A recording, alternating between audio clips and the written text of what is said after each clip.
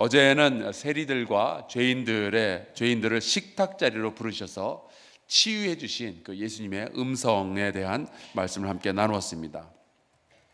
주님은 이 죄인들의 이 상처받고 연약한 그 영혼들을 아시며 그들을 치유하기를 원하십니다. 그리고 그들도 제자로 부르기를 원하시죠. 그러니까 마태는 나 같은 사람도 치유받고 예수님과 같은 식탁 자리에 앉을 수 있고, 그리고 나 같은 사람도 제자가 될 수 있다면 어떠한 죄인도 그럴 수 있다 하면서 우리에게 글을 하나 남겨놓았는데, 그것이 바로 마태복음인 거예요. 여러분, 제자로 부르심을 받기에 부족한 사람은 없어요.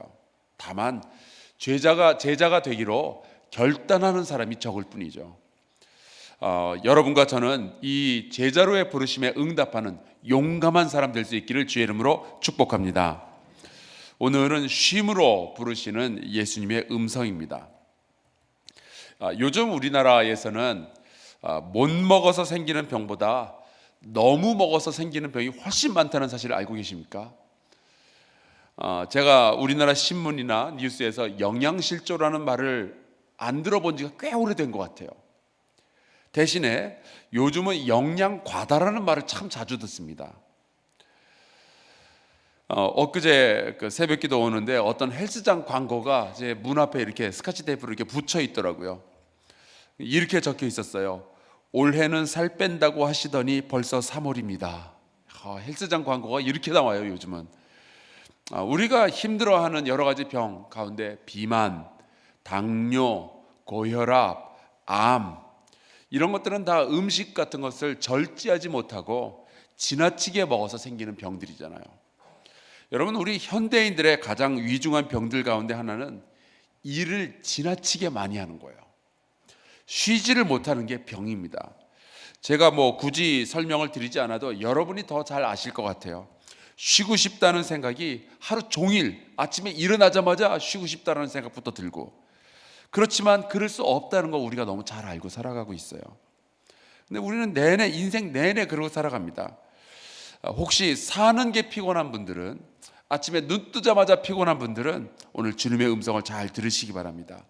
한병철 교수가 쓴 피로사회라는 책에서 그렇게 이야기하죠. 각 시대마다 고유한 병들이 다 있대요. 어떤 시대는 전쟁이라는 병, 어떤 시대는 전염병이라는 병이 있는데, 우리 시대가 가지고 있는 이 고유한 병은 피로래요. 피로. 공감하는 것 같아요. 하나님은 처음부터 우리가 쉬어야 하는 존재라는 것을 알고 계셨습니다. 그래서 하루에 한 번은 꼭 잠을 자도록 우리 몸을 그렇게 만들어 놓으셨어요.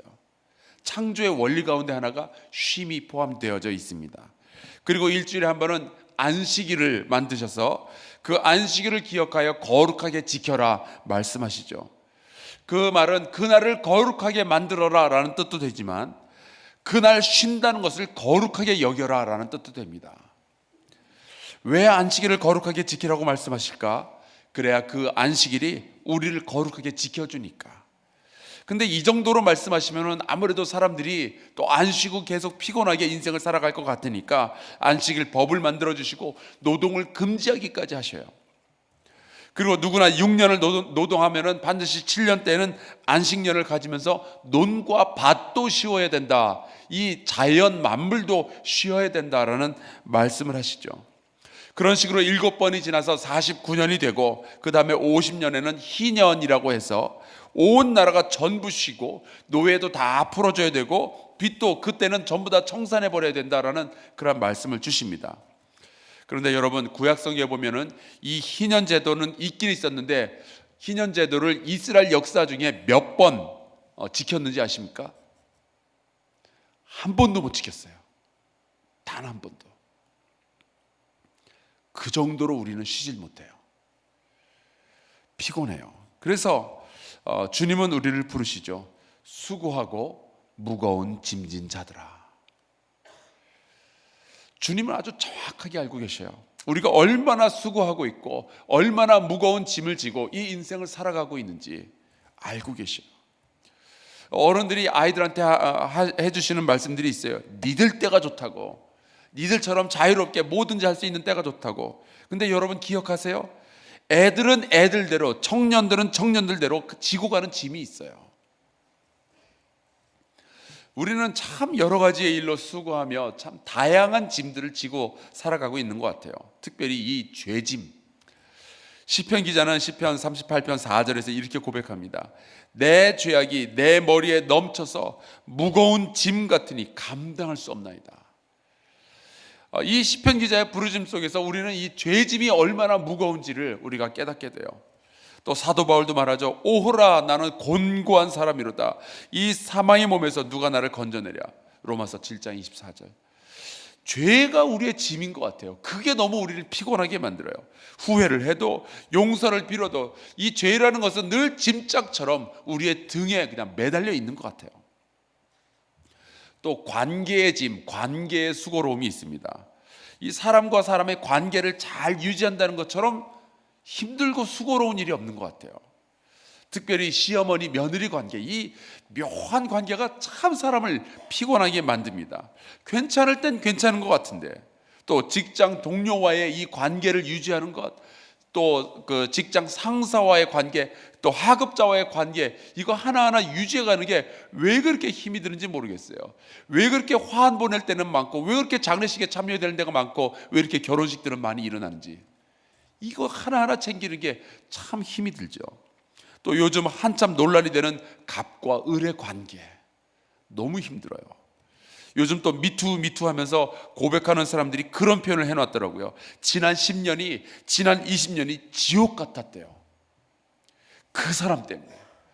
인간 관계라는 것이 이렇게 우리에게 짐이고 수고스럽고 어려운 일이 되어버렸어요. 먹고 사는 일, 이것도 수고롭고 짐이죠. 내가 벌어야 식구가 먹고 산다, 이 책임감 때문에 쉬지 못하는 가장들이 얼마나 많이 있는지 몰라요. 참 치사하고 더러워도 이 직장 때려치지 못하고 그 다음날 다시 머리 숙이고 들어가는 가장들, 아버지들이 얼마나 많이 있는지 몰라요. 그뿐인가요? 이제 노후 준비해야죠. 건강 관리해야죠. 이게 다 수고고 이게 다 짐입니다. 그래서 인생은 고해라는 말이 고개가 끄덕거려질 정도예요. 여러분, 더 큰 짐이 뭔지 아십니까? 내가 그렇게 수고하고 무거운 짐을 지고 평생을 살았는데 그거에 아무 짝에도 쓸데 없을 수도 있겠다. 그런 불안감이 또 짐이에요. 솔로몬 왕이 나이 들어서 이제 전도서를 쓰면서 이러한 고백을 남겨놨어요. 전도서 2장 11절. 그 후에 내가 생각해 본즉 내 손으로 한 모든 일과 내가 수고한 모든 것이 다 헛되어 바람을 잡는 것이며 해 아래에서 무익한 것이로다. 기가 막히죠. 그렇게 오랫동안, 그렇게 평생 동안 피곤하게 살아왔는데, 그 짐을 지고 살아왔는데 무익한 인생이었다니.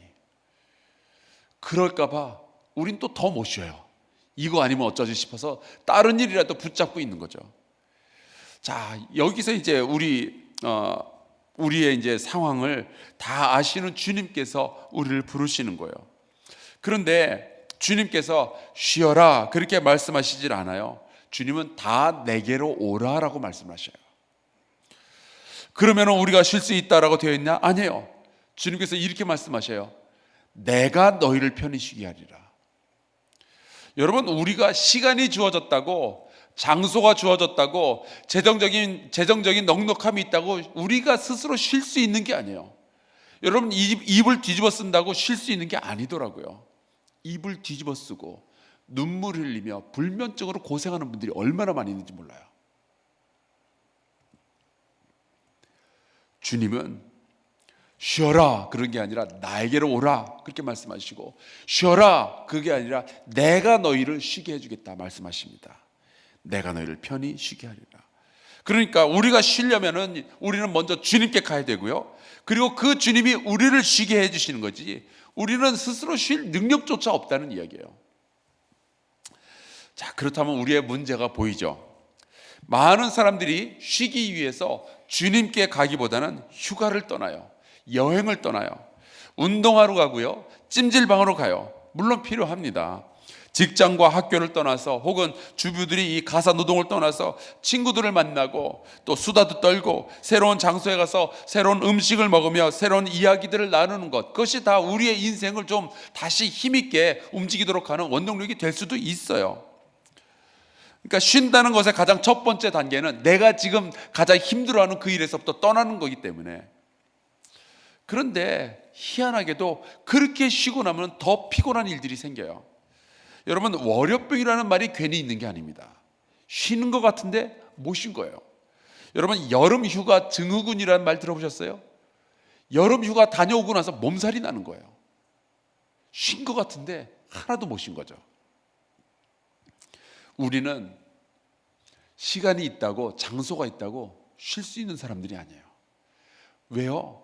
몸은 쉴지 몰라도 우리의 영혼은 계속 내 안에서 뱅글뱅글 돌아가고 있는 거예요. 쉴 수가 없어요. 그래서 주님이 우리를 부르시는 겁니다. 내게 오라고. 내가 너희를 쉬게 해줄 수 있다고. 여러분, 우리는 주님을 발견하고 또 주님 안에서 발견되기 전에는요, 진정한 쉼을 가질 수 없는 존재예요. 우리의 영혼, 특별히 우리의 영혼은 하나님을 만나기 전까지는 쉴 수가 없어요. 평생 우리는 쉬지 못하고 돌아가는 인생이 될 수밖에 없는 거죠. 자, 그렇다면 이 쉼으로 주님께서 부르시는데 우리가 어떻게 응답할 것인가? 이게 문제죠. 근데 주님께서 굉장히 독특한 말씀을 하셔요. 이렇게 말씀하셨습니다. 나는 마음이 온유하고 겸손하니 나의 멍에를 메고 내게 배우라. 그리하면 너희 마음이 쉼을 얻으리니. 주님께서는 먼저 나는 마음이 온유하고 겸손하다 말씀하셨어요. 이 말씀은 굉장히 좀 깊은 뜻이 있는데 나중에 좀 길게 좀 다룰 수 있는 시간이 있으면 좋겠습니다. 우리가 일단 상식적으로 생각하는 그런 뜻이 아니라는 것만 먼저 분명히 말씀드릴게요. 왜냐? 보시면 알 거예요. 나는 마음이 온유하고 겸손하다 하셨는데 겸손한 사람은 절대로 스스로 겸손하다라고 얘기 안 해요. 그러니까 우리가 그냥 상식적으로 생각하는 그런 말씀이 아닌 거예요. 제가 하지만 안 그래도 쉼에 대해서 말씀드리는데 이 말씀 듣고 피곤하면 안 되니까 쉽게 말씀드릴게요. 이 말씀은 다른 랍비들이나 율법 학자들처럼 고고하고 거룩하게 막 세상과 동떨어진, 그래서 사람들이 지키지도 못할 율법들을 주면서 막 몰아치는 것이 아니라, 나는 너희를 긍휼히 여기면 나 또한 피곤한 인생을 살아본 사람으로서 내가 너희 상황 너무 잘 안다, 이해한다. 나도 피곤한 사람이야. 그런 뜻이에요. 그리고 예수께서 이렇게 말씀하시는 거예요. 그러니까 나의 멍에를 메고 내게 배우라. 여러분, 여기서도 좀 독특하죠. 쉰다는 거는 아무것도 안 하고 좀 가만히 있는 거 아니에요? 그런데 이 말씀이 저는 너무 신기했어요. 쉬게 해주겠다고 하시고서는 하시는 말씀이 멍에를 메래요. 그리고 나한테 와서 배우래요. 이게 도대체 뭔 말이래요? 그런데 여러분, 제가 한 50년 살아보니까요, 우리라는 인간들은요, 주님께서 주시는 그 멍에를 메지 않으면 어디선가 가지고 딴 멍에를 꼭 메고 있어요. 어떻게 해서든지 멍에를 찾아내서 그거를 짊어지고 살아가는 게 우리라는 존재들이에요. 어떤 사람은 재정이라는 멍에, 어떤 사람은 관계라는 멍에, 어떤 사람은 죄악이라는 멍에, 어떤 사람은 건강이라는 멍에, 명예라는 멍에, 어떻게 그렇게 찾아내가지고 그걸 짊어지고 다니는지 모르겠어요. 그리고 그때부터는 수고하고 무거운 짐진 인생을 살면서 피곤한 거예요. 여러분, 멍에가 없는 인생은 없어요. 그냥 어떤 멍에를 메고 살 것인가의 문제만 있는 거예요. 여러분, 그렇다면 다른 멍에 벗어버리고 주님 주시는 그 멍에를 선택하는 지혜가 여러분에게 있기를 간절히 축원합니다. 그리고 내게 배우라. 여러분, 마찬가지의 원리예요. 여러분, 우리가 주님에게서 배우지 않으면요, 아무것도 안 배우고 이 세상을 살아가는 게 아니더라고요. 주님으로부터 배우지 않으면 우린 딴 것에서 배워요. 뭘까요, 그게? 저는 처음에 세상에서 배울 거다 생각했는데 아니요. 에베소서 5장 8절 말씀 보면 이렇게 되어 있어요. 너희가 전에는 어둠이더니 이제는 주 안에서 빛이라. 여러분, 빛이 아니면 어둠인 거예요. 빛으로부터 배우지 않으면 우리는 어둠으로부터 배우게 되어 있어요. 주님의 종이 아니면 죄의 종일 뿐이에요. 여러분, 그래서 우리는 주님으로부터 배워야 됩니다. 그때 주님께서는 우리의 인생과 우리의 영혼을 치유하시고 우리로 하여금 진정한 쉼을 누릴 수 있도록 우리를 쉬게 해주시는 거예요. 여러분, 우리가 믿고 나아가 주님께서 주시는 그 가볍고 쉬운 그 멍에를 맬 수 있기를 주의 이름으로 축복합니다. 또 그분의 발치에 앉아서 그분과 함께 머무르며 그분으로부터 배우는 저와 여러분 되기를 간절히 축원합니다. 그때 주님께서 우리에게 진정한 인생과 영혼의 쉼을 주실 줄로 믿습니다.